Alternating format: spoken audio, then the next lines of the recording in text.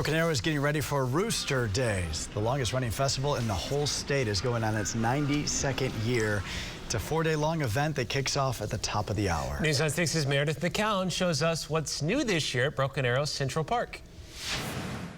These carnival rides are new this year, plus there will be more than 90 vendors, live entertainment, and lots of events happening throughout the weekend. From the Ferris wheel to the merry-go-round, there are plenty of rides to choose from at Rooster Days. Jennifer Conway is the president and CEO of the Broken Arrow Chamber of Commerce. She says there is something for all ages. It's really a celebration of Broken Arrow.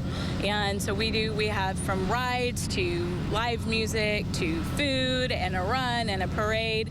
It's a whole weekend of celebration of family. You'll find more than 90 vendors, and new this year, they accept credit cards along with cash. Live music is lined up throughout each festival day, and there are family-friendly activities. The parade is tomorrow, and there's a fun run in 5K and cornhole tournament on Saturday. Conway says the longtime tradition dates back to 1931, and it's been a city staple ever since. It was actually created in the very beginning of residents coming together to help the farmers buy out excess eggs.